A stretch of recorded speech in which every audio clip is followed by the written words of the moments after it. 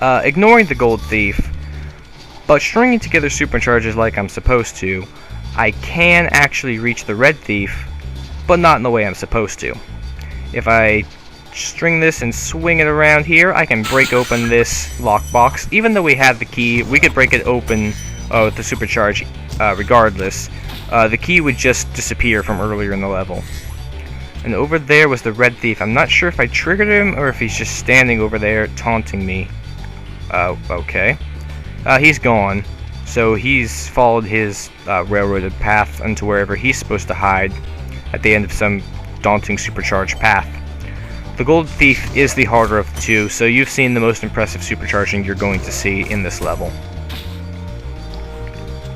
Or maybe I can improvise something for you. Anyway, checkpoint from Kazi. Spyro, if you jump at the end of a supercharge ramp, you can really go far. I'm all over it. By it, Spyro means the ground at the bottom of the bottomless pit that he's going to splat and die into when he messes up this supercharge ramp. Actually no, we're just going to break the strong box, and there's a strong arm, and a strong 1-up, and some strong gems, some strong banana boys. And we're getting very... I guess that's my sign that I'm supposed to collect these gems before progressing any further. Also, they have a campfire. They aren't completely uncivilized people, yet they did forget the chimney, which means they're not quite all there.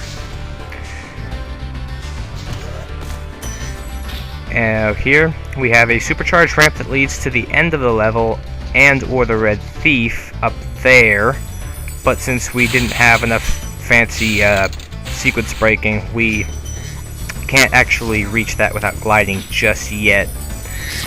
Our only options at this point would be to return home, to whirlwind back to the supercharge ramp, which point we would either jump back over here or die, or just cut the middleman and die here.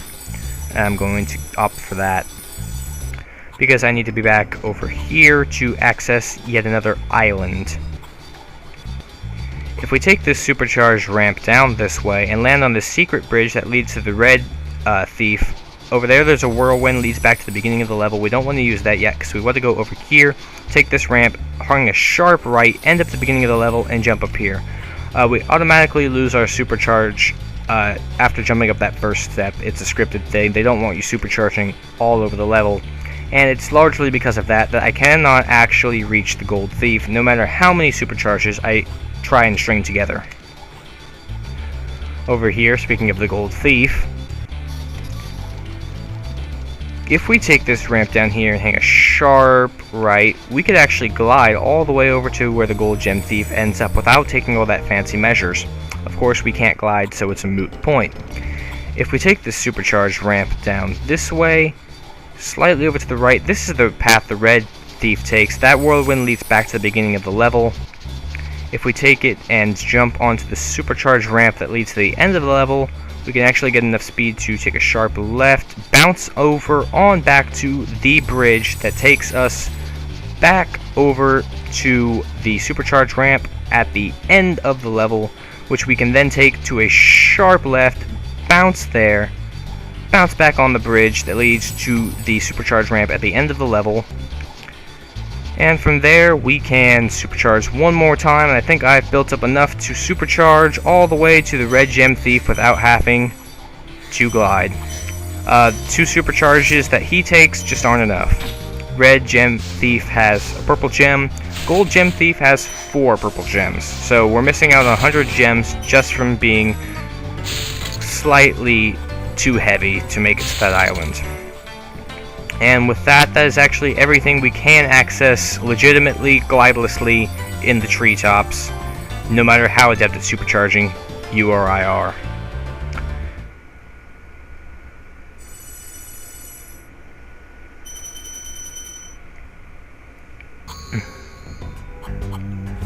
Back in the home world, that is all 3 main levels. All we have left is some more home world and a boss level. Over there we can see that is Metalhead. But this little tiny ledge is put there just to make it so we have a little bit more actual leveling to do. This lockbox we cannot have the key to. You cannot take keys from other levels, outside levels, to use in other places. This thing is also very dangerous, watch out for that. These guys aren't even a threat anymore. I think we're way beyond the point of getting electrocuted by a timing puzzle. Right? Okay. The reason we can't unlock that box is, unlike some of the stumps out to my right, way over there, not all of these are just scenery. This one right there is a very tall stump. All of the roots around the stump are not flat. They are very pointed, so you can't stand on them, so you can't jump up to there and get the key with it, taking a bit of damage just getting out to the stump. What you're supposed to do is glide from where those gems are at the top of the screen. You understand why that's a bit of a challenge for me. So anything inside that lockbox we're lost out completely on. Doesn't mean we can't get up here and get the gems. Up here is an actual great spot for remembering gems that you've missed earlier in the level. I did not notice that these 3 gems were over here, and I'm glad that I remembered to capture them when I did. But that does mean that I actually have to progress through the rest of the level entirely. Boar, you remember the boar. You remember the giant tree. You remember the small tree. You remember the other small tree. This very ominous gate that is actually themed much like the Metalhead is. This entire area over here is Metalhead themed. Not so much swamp decor plays into that actually. Like the other bosses from most of the other levels. Doesn't really fit in with the theme of the world. This is Metalhead.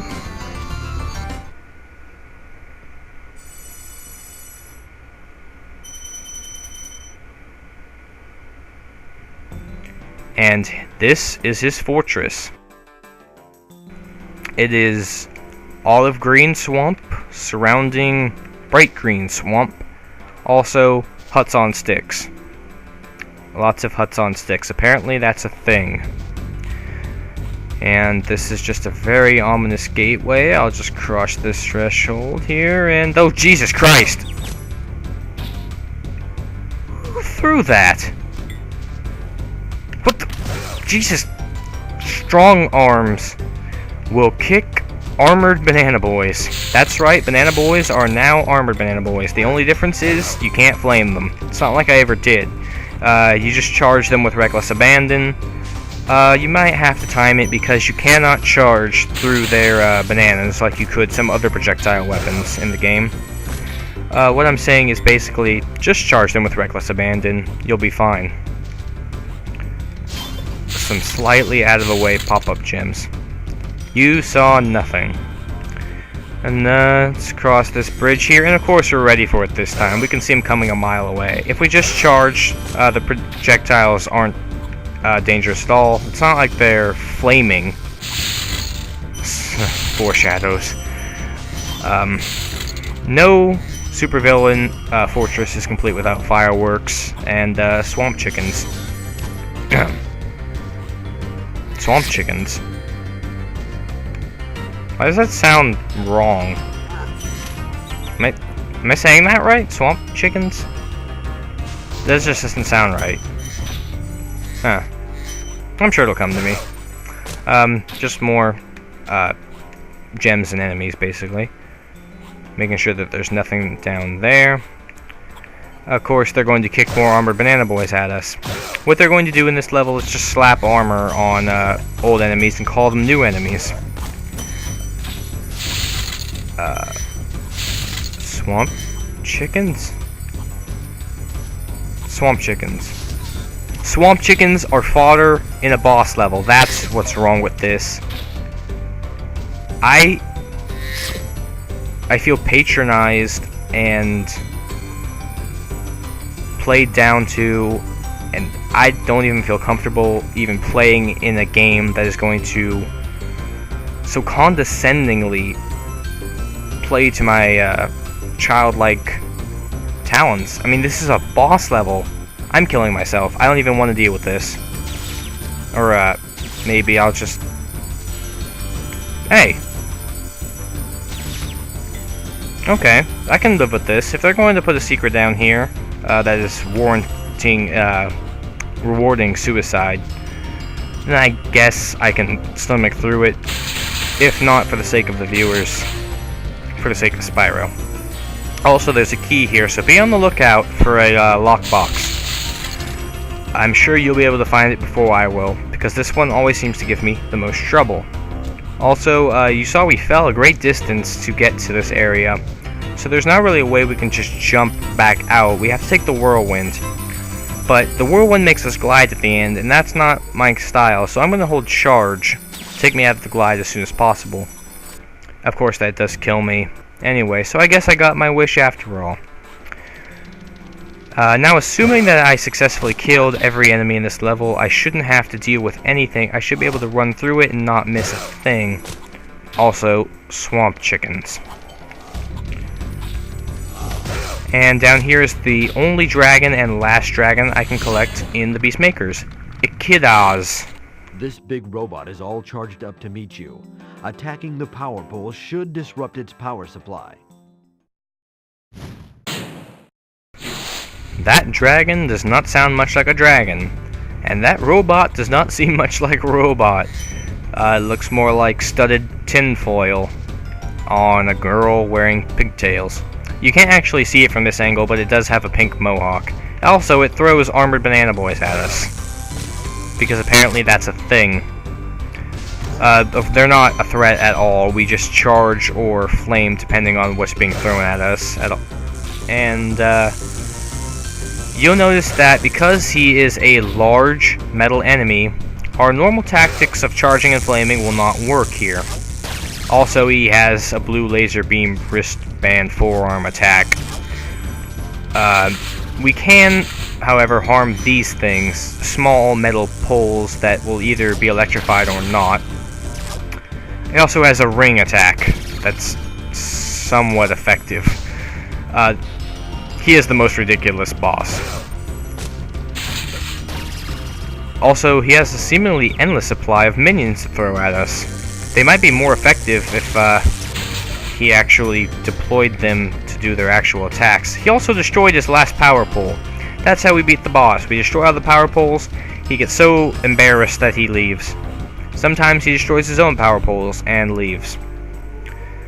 We have to come up here and collect any gems that were left over from his stockpile of things that he would throw at us. Round 2, much like the first one, he has no new attacks. He's just getting power supplied, and he's got enemies to throw at us. So let's try and dodge everything. Please don't die, Spyro. It's just a bit of bobbing and weaving, really. Ignore the enemies he'll throw at you. Just try and break open the things. Ignore the attacks he's going to destroy his own beacons with, and just be smart about it. And in 2 rounds, rather than 3, the boss falls over and explodes, because that's what robots do when they run out of energy. Is your laptop plugged in? And over here, being a boss level, it's almost over now that the boss is dead. Or so you'd assume. We actually have a lot of gems to fret over. Look at all these enemies he was planning on throwing at me. What a jerk. Over there, we can see a very natural looking waterfall, or swamp fall, meaning that this is a giant bowl, meaning that I'm going to drown very soon. With some gems behind it, we just have to find a way up there later on, because there are some secret gems hidden around this wall here. But back inside, really quick, I have something to complain about. This jump is not far at all. The gems on the other side are not worth very much at all. There are 3 red gems and a box containing 1 green gem. I cannot reach. I've tried this jump hours and hours on end for these 5 gems, and it's not possible. It should be completely possible. I've jumped gaps much larger than this. I've broken it open eventually by charging and flaming at the right times, but I should be able to make this jump. If not from that side, from this side, where I can get a good running start. It doesn't even look as far from this side, but I still can't make it no matter how hard I try, and it's so depressing because it's only 5 gems. That's why I'm dwelling on it for so long. It's only 5 gems. Why can't they just give it to me? I don't understand. I would be more thrilled if it were 25 gems, but I couldn't get it. Okay, I understand. I'm going to let it go, but it's 5 gems. I want it. And over here is the most hidden secret in this level, assuredly. This is the path up to the lockbox behind the waterfall, or swamp fall. It blends in with the wall, so you won't see it right away.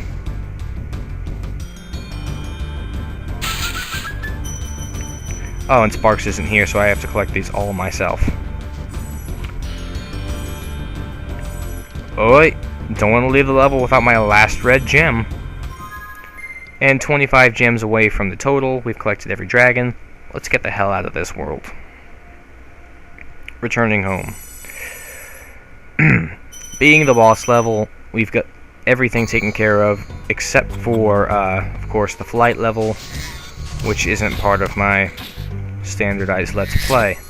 Instead, we've got 1 red gem, which I'm pretty sure I have to collect before I talk to this balloonist. Let me just... Sparks, grab it. You're close. Grab it. Grab it. There we go. Talk to the orange chief, Cray the balloonist.